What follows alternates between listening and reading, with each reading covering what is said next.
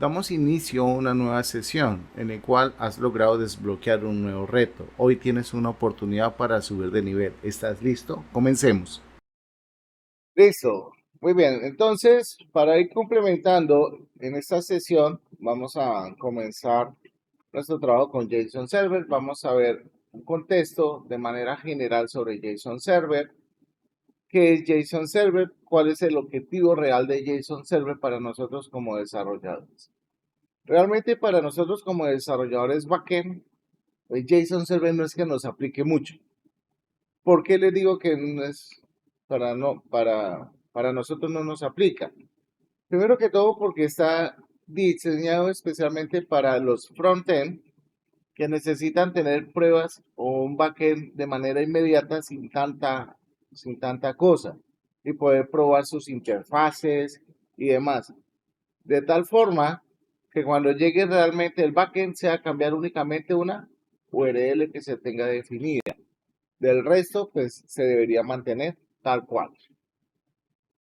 Entonces, básicamente, podemos decir que JSON Server, como lo dice acá el párrafo, es una herramienta ligera, fácil de usar, basada en Node.js. Por eso, cuando nosotros instalamos y configuramos JSON Server, necesitamos tener instalado Node.js para que se instale de forma automática el NPM, que es el administrador de paquetes de Node. ¿Ok? El administrador de paquetes es, bueno, digamos que es un programa o es un apartado de Node que nos va a permitir gestionar dependencias en nuestros proyectos de tipo Node. Incluso Angular maneja también toda esta parte de instalación por medio del NPM. Normalmente, recordemos, un JSON está compuesto por una clave y por un valor.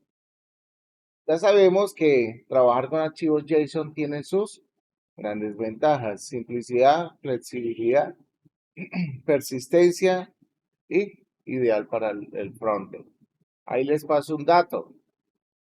Hoy en día se está generando un nuevo esquema de archivos para compartir información que le está haciendo competencia a JSON. Si no me equivoco, se llama Toon, T-O-O-N. El objetivo específico de este señor es que nosotros podamos generar prompts en inteligencia artificial y que el consumo de esos tokens sean mínimos. Ya en internet se encuentran varios artículos donde han hecho pruebas y han hecho pruebas con algunos prompts basados en JSON, otros en Tune, y realmente pues el ahorro es casi el 50%. Y que usted puede ahorrar el 50% en tokens en una inteligencia artificial, pues es una ventaja bastante grande. Pero por ahora seguiremos nosotros con JSON. Tenemos que en JSON Server unos tipos de datos. Por lo general, son los mismos tipos de datos soportados por JSON. Tenemos las cadenas de texto, tenemos los números, dentro de los números tenemos varias cosas, ¿ok? Bien, entonces, dentro de los tipos de datos numéricos, pues nos vamos a encontrar los enteros, los decimales, los flotantes, ¿ok? No porque sean números, solamente son enteros. Tenemos también soporte para booleanos, para valores nulos. Tenemos soporte para arreglos. Fíjate que cuando hablamos de operación en JSON, estamos hablando de un array JSON y de un object JSON. ¿Ok? El array JSON es el array que nosotros tenemos y el object JSON es aquel que está compuesto por clave valor. Vemos los objetos y demás. Aquí pues un resumen muy detallado de lo que son esos tipos de datos. Características que tenemos nosotros al utilizar JSON Server. Una, que tenemos un servidor disponible de forma inmediata, sin configuración alguna, sin complicarnos la existencia, ¿ok? Y nos va a permitir de una manera muy rápida tener disponible un API REST muy simple, donde nosotros vamos a contar con unos endpoints, los cuales vamos a poder utilizar para hacer consultas y hacer tareas específicas. Acá nos vamos a encontrar las formas de instalar y configurar JSON Server. Podemos hacerlo usando esta línea de comandos, donde tenemos el parámetro "-g", donde ese parámetro de "-g", recordemos que se va a utilizar para que se instale y configure de manera global. Y de esa manera, cuando ejecutemos comandos desde nuestra terminal, pues se puedan ejecutar sin ningún problema. Tenemos acá una segunda opción, pero esta opción específicamente es considerada para instalación dentro del proyecto, ¿ok? Dentro de un proyecto. Por lo general, uno siempre trabaja de manera global. ¿Cómo hacemos para trabajar con JSON Server? La documentación nos recomienda que tengamos un archivo llamado db.json. Dentro de ese db.json debemos definir los objetos que vamos a tener. Fijémonos que tenemos aquí un ejemplo. Tenemos un object JSON que está compuesto por dos elementos. El primero son los usuarios y el segundo son los posts.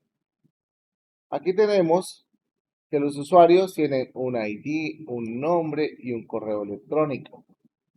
Fijémonos que el primer elemento de usuarios, users, es un array JSON. Importante, siempre es un array JSON. Estos señores me van a representar a mí el documento.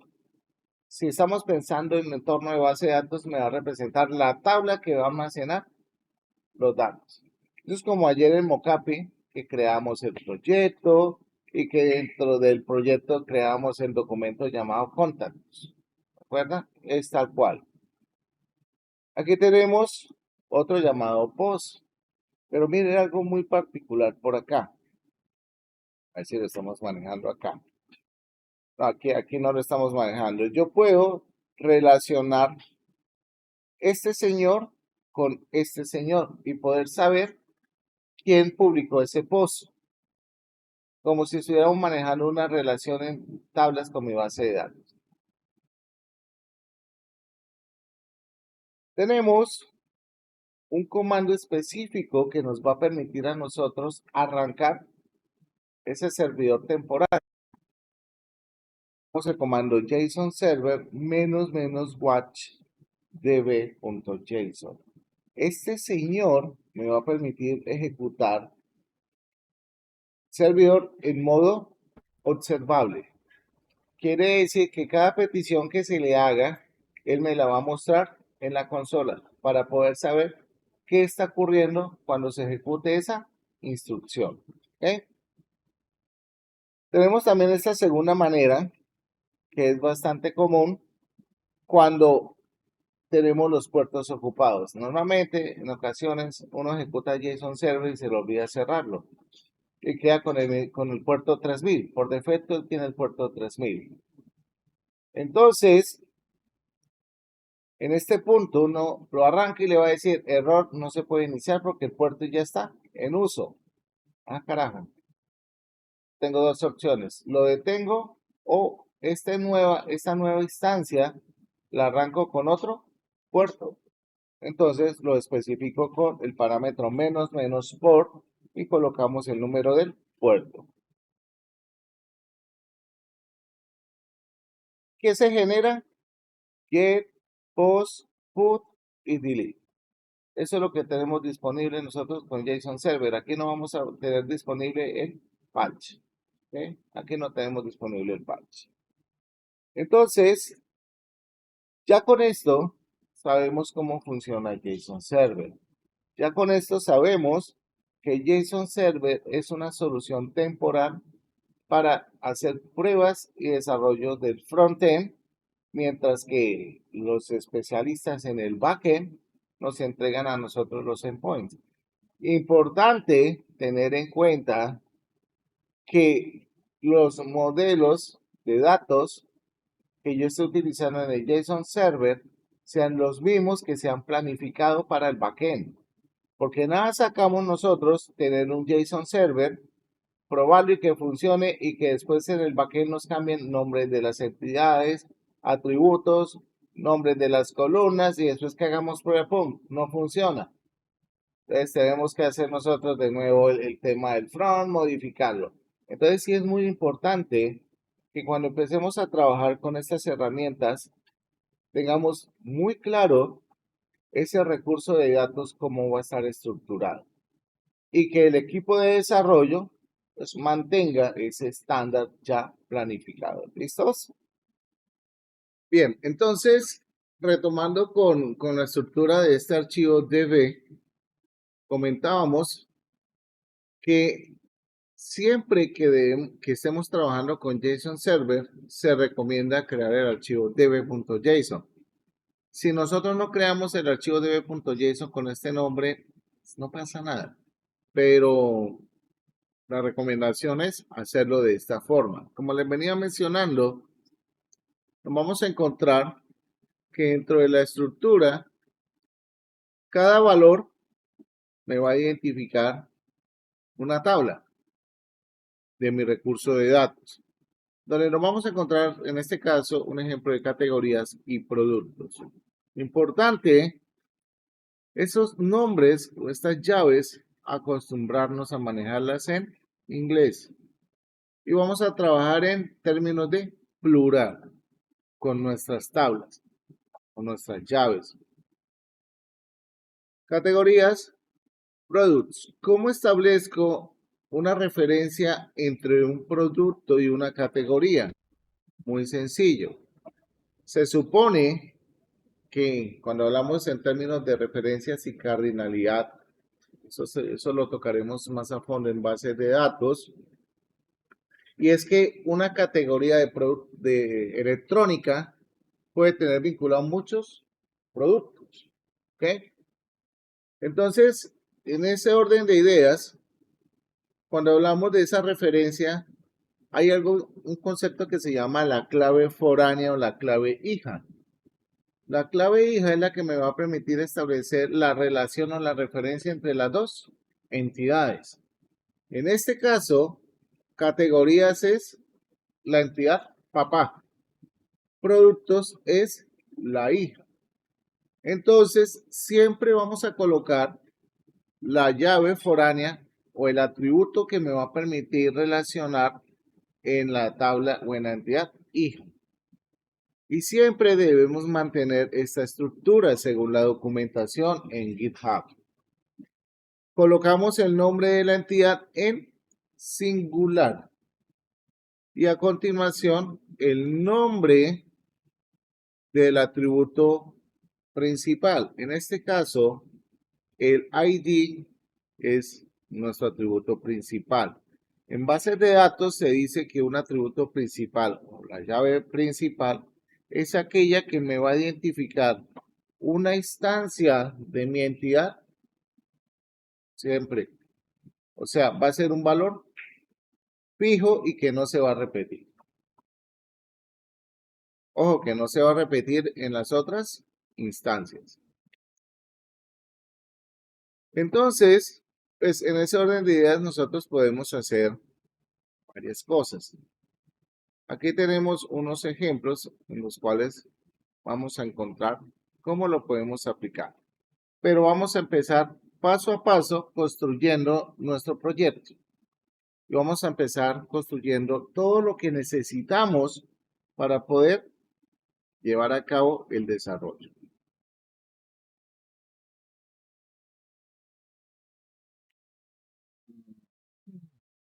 Vamos a comenzar creando nuestro proyecto. La idea es crear la estructura del proyecto haciendo uso de Byte, ¿ok? Vamos a utilizar Byte. Vamos a mirar cómo nos va con la construcción del proyecto en Byte. Y vamos a agregar Bootstrap. Bootstrap es un framework CSS que nos va a permitir a nosotros poder manejar de una manera muy sencilla nuestros diseños, nuestra maquetación, todo lo que es responsivo. Entonces vamos a mirar cómo hacemos funcionar este señor. ¿Listos? Lo primero que vamos a hacer es a construir el proyecto. Como es habitual en desarrollo, lo primero que tenemos que hacer es tener una carpetica de proyectos. En este caso me voy a ubicar en mi unidad de disco y voy a buscar mi carpeta de proyectos. Vamos a mirar proyectos o proyectos by. Ahora lo siguiente que voy a hacer es a crear el proyecto. ¿Recuerdan ustedes la instrucción para crear el proyecto?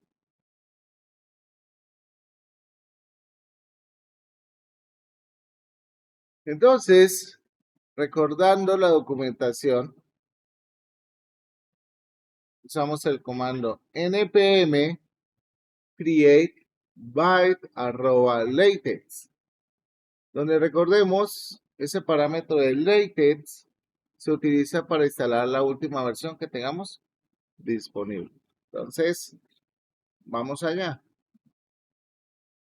Control C y lo pegamos por acá.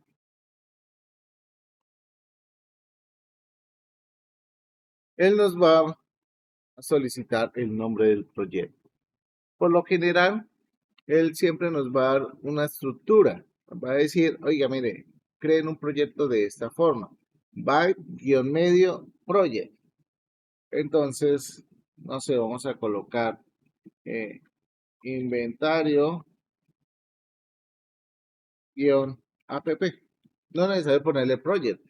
En este caso, coloquémosle app. Dar un enter. Acá él nos va a solicitar el tipo de framework que voy a utilizar.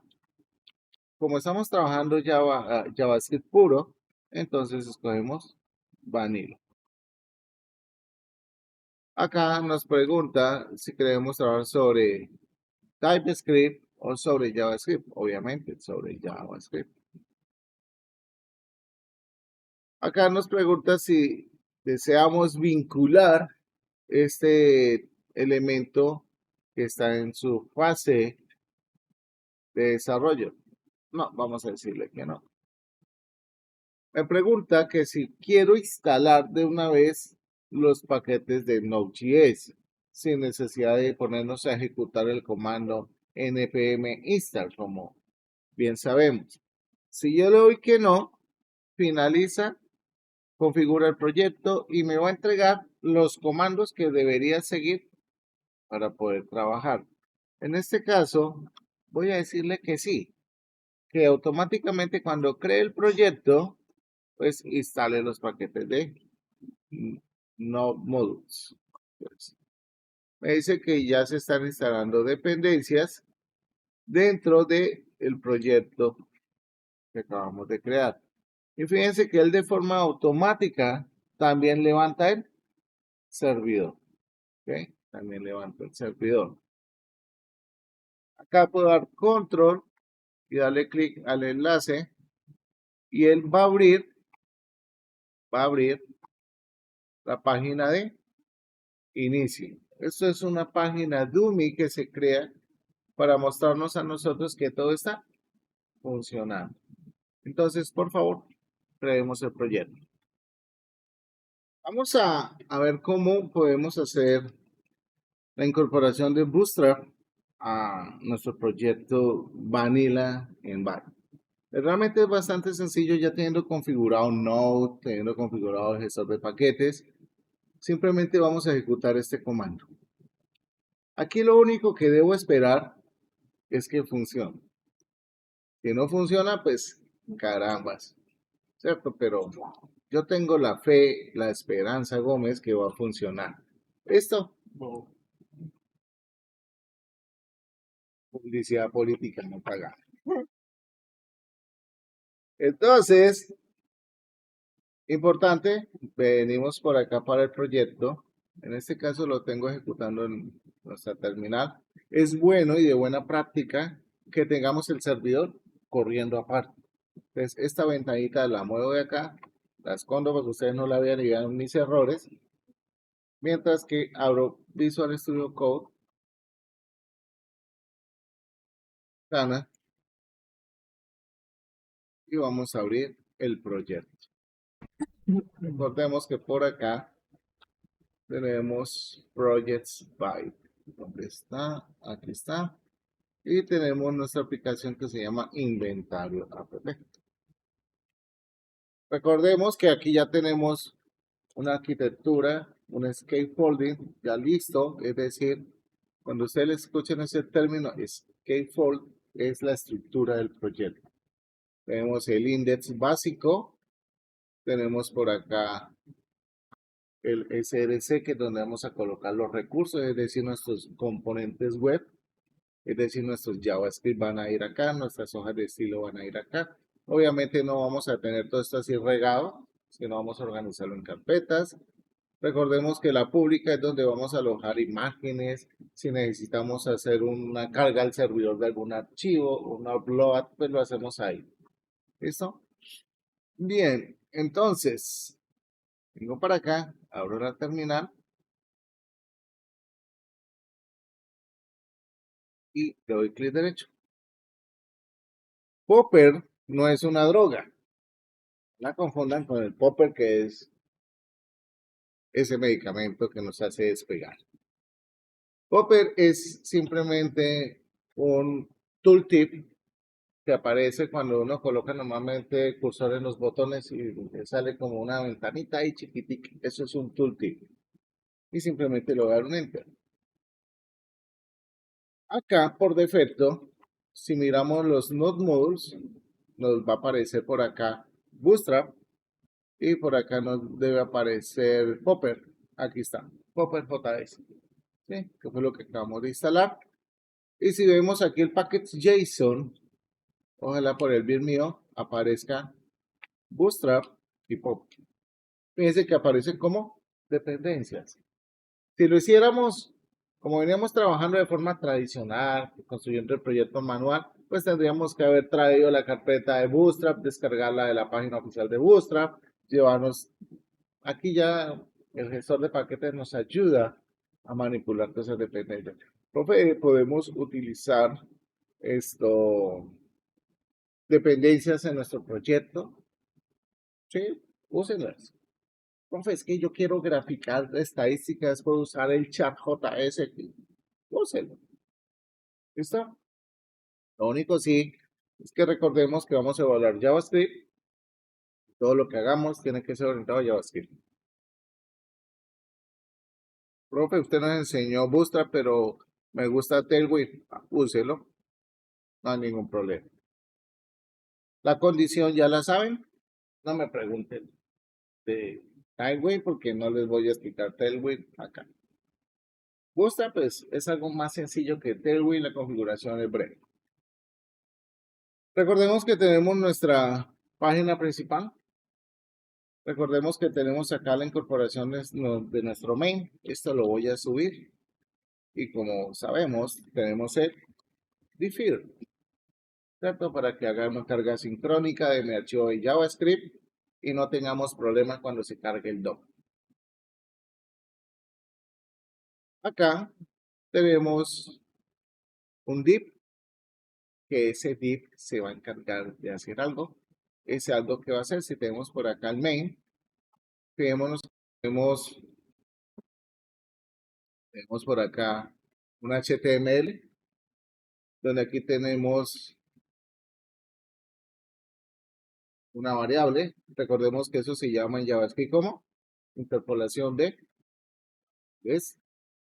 Recordemos que si yo tengo instalado mi extensión HTML, creo que es así, creo, ya, me olvidó. Entonces, acá si tuviera acá, vamos a mirar que tengo acá, Debería haberse habilitado esta vaina en HTML, ¿no? Pero bueno, me hizo quedar mal. Aquí tenemos el setup counter, donde acá le estoy diciendo, oiga, vaya busque el selector, encuéntreme el numeral counter y inyécteme ahí algo. Acá miremos acá, tenemos el query selector numeral app, es decir, va a busca el div y dentro de ese div me va a inyectar esto. Y listo, no hay ningún problema. Aquí tenemos el counter, donde tenemos una función simple de JavaScript. Tenemos que recibe un elemento y ese elemento va a contener lo que necesitamos. De igual manera, esto lo vamos a borrar. Pues nada de esto nos sirve. Lo único que dejaremos por ahí es main, que es nuestra clase principal. Es lo mismo que la famosa app.js. Ahora, teniendo acá ya configurado Bootstrap, teniendo configurado todo este tema, podríamos llegar a vincular. Pero lo primero que vamos a hacer es que usted haga la instalación de Bootstrap. Entonces, por favor, hagámoslo. Listo. Bien, ahora sí. Ya que tenemos vinculadas las librerías de Bootstrap, pues prácticamente esto podría hasta sobrar. ¿Sí? Voy a eliminar esto porque no lo voy a necesitar para mi proyecto. Aquí tenemos una librería de estilos. Esta librería de estilos la vamos a dejar como librería global al proyecto. Es decir, a especificar un tipo de letra que a nosotros nos guste, que si tenemos una plantilla especial de colores, lo podemos trabajar de esta forma. ¿Listo? Ah, este counter es, amigo, dejemos este JavaScript para que sea el icono, funcione todo el cuento. Tenemos ya nuestro proyecto totalmente saneado, purito. Y lo que debemos observar acá es esto. Profe, pero ¿por qué se ve eso ahí? Porque acuérdense que estamos aplicando unos estilos iniciales. ¿Ok? Y esos estilos iniciales por acá deberían mandar ese elemento a la parte inferior. ¿Listo? Profe, ¿cómo hago para quitar eso? Pues borrando todo el estilo, porque no me voy a poner a analizar qué es, dónde está. Entonces, vamos a mirar, voy a quitar todo esto. Voy a dejar solamente el media query, donde estamos, interesante, miren este media query, donde estamos configurando el esquema de color en modo claro. Quiere decir, profe, y entonces cuando quiera trabajar en modo oscuro, pues en el navegador ustedes saben que puedo activar modo claro y oscuro, entonces cuando activen el modo oscuro, pues su página se va a activar oscuro de acuerdo a la configuración que ustedes definan acá. Volvemos a revisar esta cosa y ya quedamos con los estilos originales de Bootstrap. ¿Listo? Hagamos esto, por favor, que se vea de esta forma. Bien, entonces ya en este momento tenemos configurado y listo nuestro proyecto para comenzar a trabajar. Lo primero que vamos a hacer es a construirnos una carpeta en SRC, la cual va a tener como objetivo principal almacenar todas nuestras peticiones API. Vamos a poner APIs de esta forma. Y ahí vamos a crear varios archivos, donde cada uno de esos archivos va a contener los endpoints y las URLs a las cuales nosotros queramos acceder. ¿Listos? Para esto, de una manera bastante rápida, yo ya tengo eso creado. Ustedes van a tener que digitarlo, yo no. Entonces vengo y me creo por acá un nuevo archivo llamado Product API. un nombre muy original, punto .js. Y voy a pegar todo mi código. Mire esa belleza de por Dios. Pero esto les va a ayudar a entender de una forma bastante simple cómo podemos organizar todas nuestras peticiones. ¿Listo? Tenemos definido una constante, donde esta constante me va a permitir especificar cuál es la URL principal a la cual le voy a hacer la petición. Aquí hay simplemente un ejemplo que dice mocapi tal cosa. Esto se puede reemplazar por la URL que nosotros vamos a utilizar. Tenemos una constante llamada encabezado, donde ese encabezado, si ustedes notan, es un objeto literal, donde contiene la llave llamada content type y donde tenemos el valor application/json. ¿Por qué? Porque la idea es que él identifique en ese encabezado el tipo de data que le voy a enviar para que él me reciba el JSON. Sencillo, sin problema alguno. Luego, por acá, simplemente voy a decirle a este señor, quiero hacer un get. Fijémonos que acá dice contact, pues estamos trabajando con product. Entonces, por acá, voy así, le doy un control D, y miro a ver si puedo marcar todo. Si me sirve, puede ser que sí. Digo, product. El resto son títulos y los puedo cambiar fácilmente. Aquí tenemos un try catch. Recordemos que el try catch es muy útil para captura de errores. Aquí tenemos una función flecha que va a ser asincrónica, porque estamos trabajando dentro de ella una petición. Recordemos que las peticiones están dentro del concepto de una promesa. Recordemos que para ejecutar una promesa dentro de un método, el método debe ser asincrónico. Perfecto. Entonces acá simplemente hago el fetch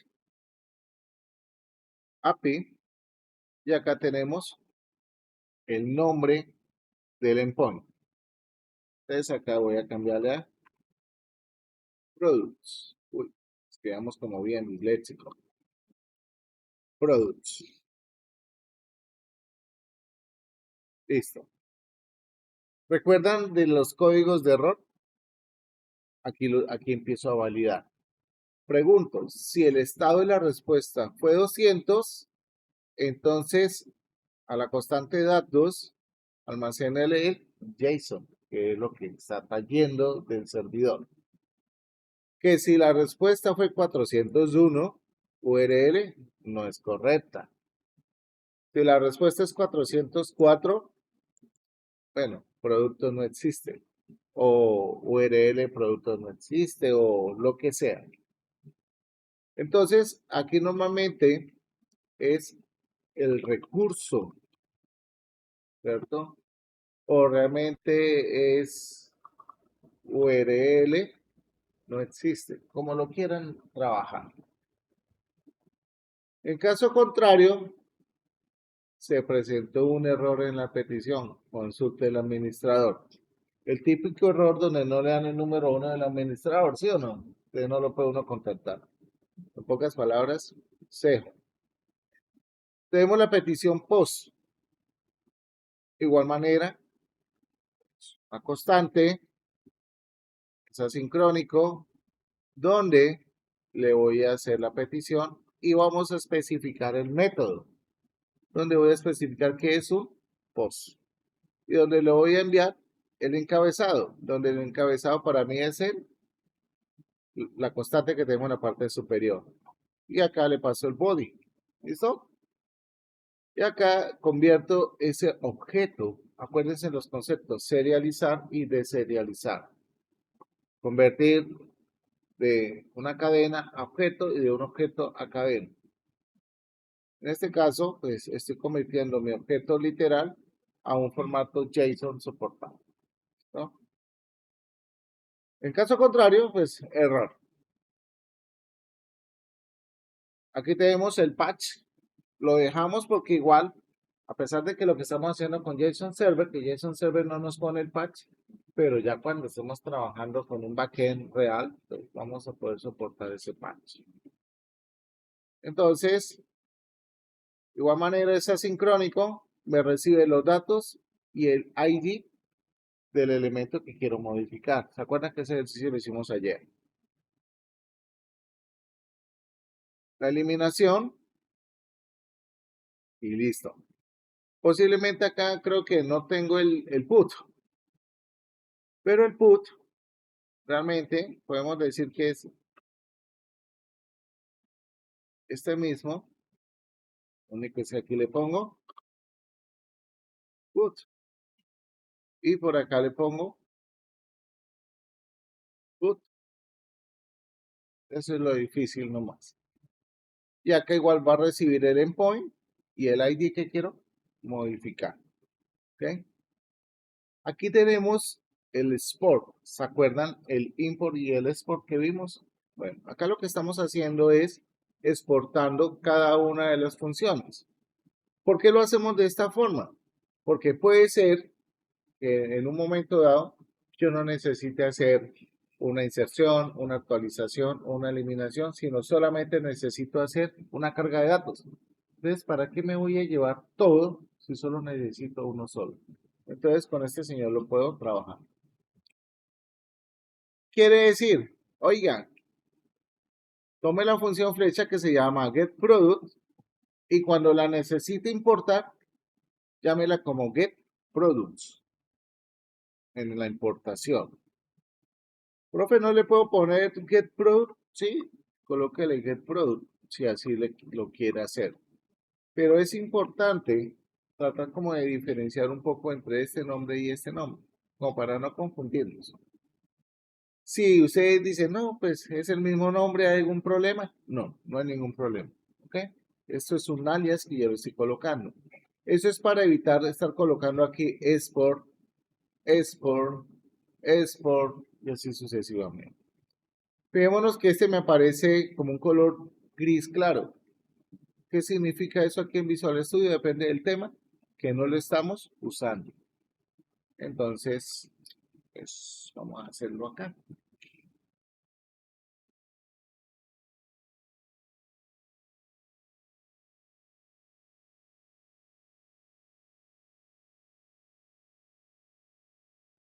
Ay, ¿qué va a decir? Culpa del teclado. Punto. Y ya si vamos por acá arriba, pues ya debería estar, no lo veo, aquí está. Ya cambió. Entonces ya está activo. ¿Listo? Entonces, ¿qué vamos a hacer? Vamos a codificar esto. Pero, lastimosamente yo estoy como de mal genio el día de hoy. Vengo acá, pongo para acá, y se los dejo ahí en el disco para que lo ajusten a su proyecto. Por favor, hagan. Ahora, continuando con el proceso, ya tenemos nuestro primer recurso. Quiere decir que cuando necesitemos hacer peticiones y trabajar con los productos, pues vamos a irnos a este archivito. Pero por ahora lo vamos a dejar quieto. Vamos ahora a definir el SRC. Vamos a crear la carpeta llamada component.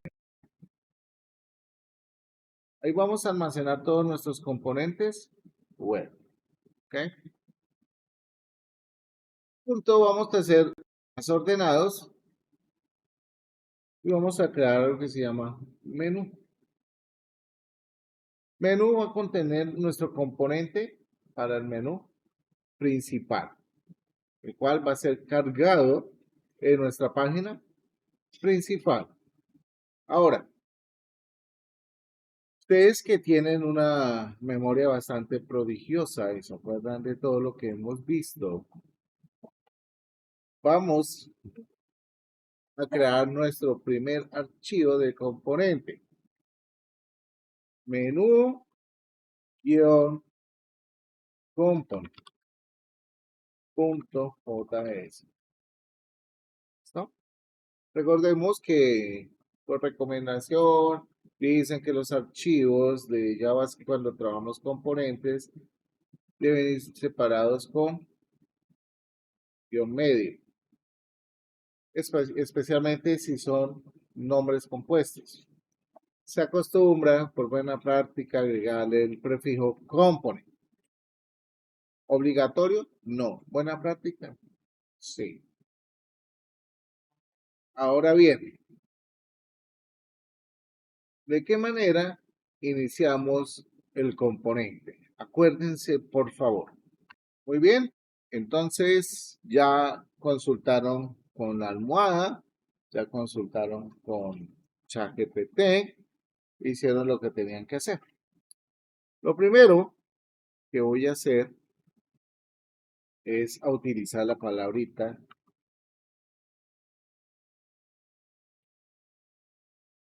A continuación, recordemos que es una clase, un web component. A continuación viene el nombre del componente.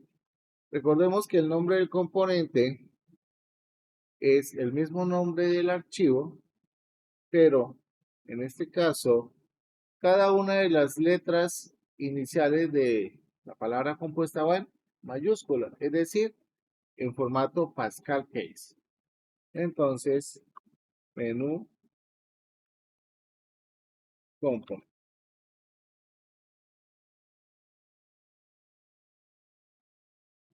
Luego, recordemos que los componentes heredan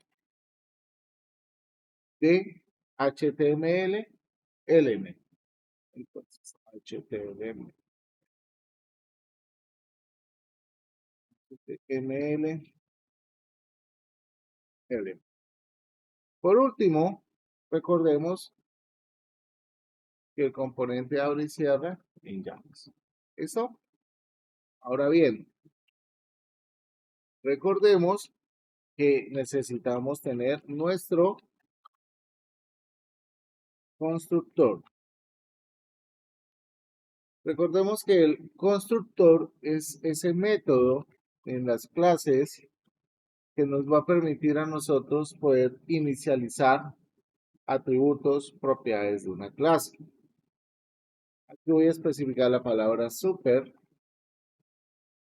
punto y coma, y vamos a definir un método llamado render.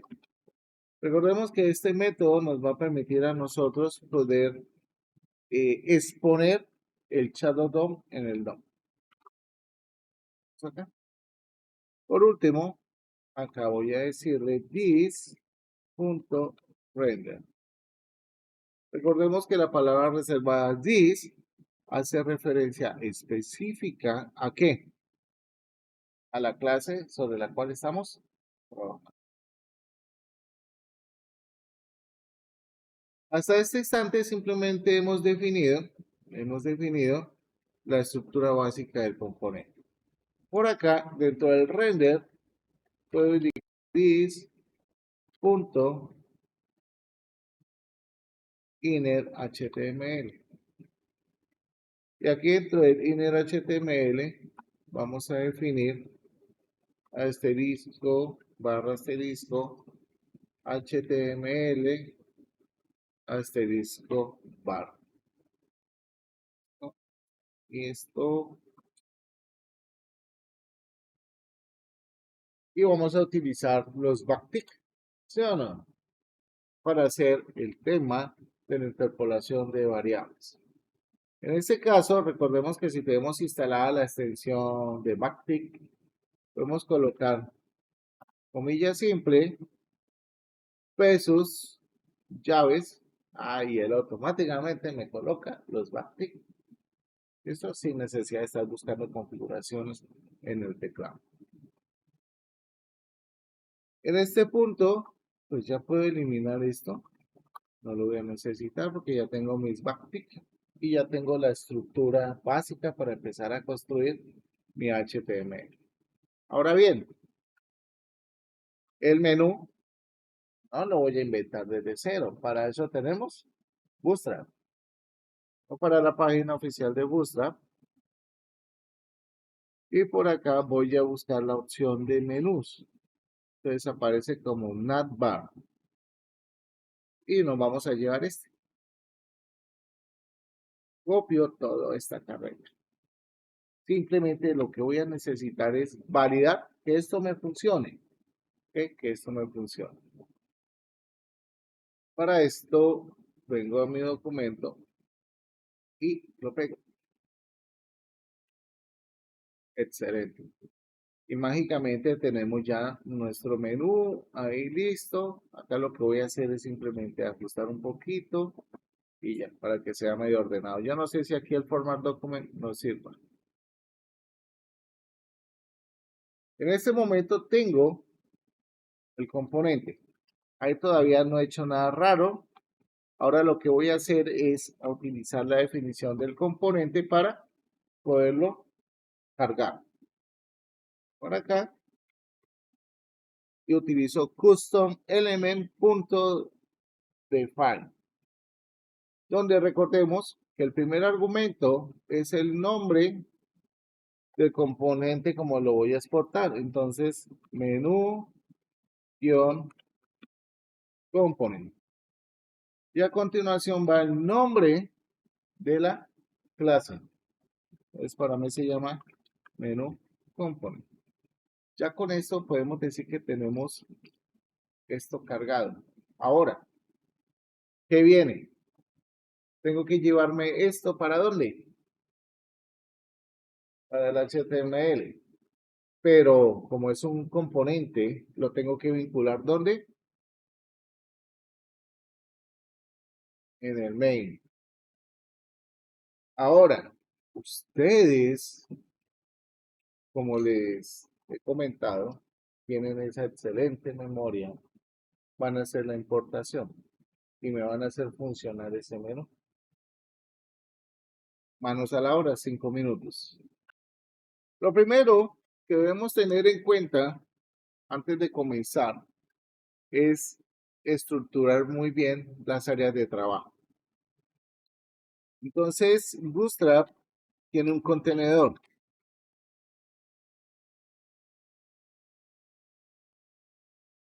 Donde ese contenedor se va a encargar pues, de organizar todos los elementos.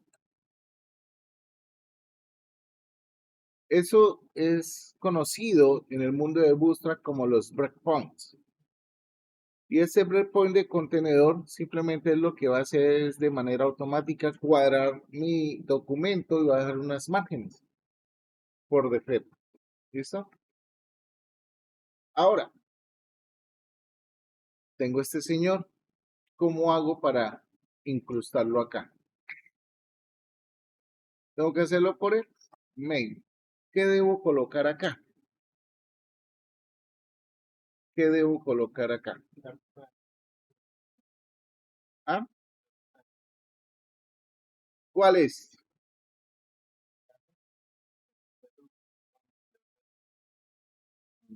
No, ahí no se va todo por donde se va la gana. Recordemos que tenemos algo llamado APIs, ¿cierto? Es por aquí esta carpetica, miremos. Vemos que tenemos esto. ¿Dónde está main? Está acá.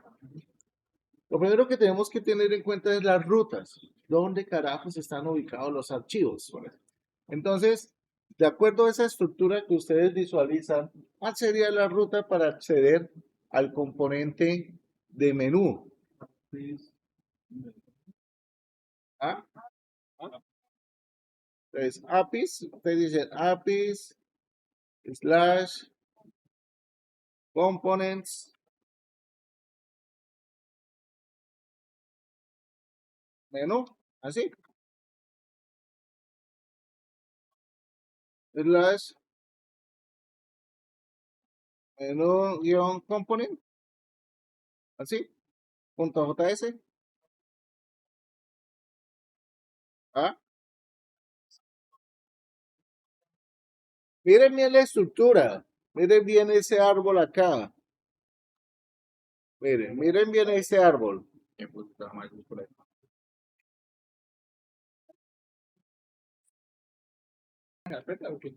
Entonces, esto debería irse así, ¿sí o no? ¿Eso está bien? ¿O el que le falta? Punto slash. Vamos a probarlo así. ¿Listo? Luego acá vamos a importar el componente, ¿cierto? Entonces, menú, guión, ay, perdón, guión component, que es el nombre que le dimos nosotros acá. Y yo vengo por acá,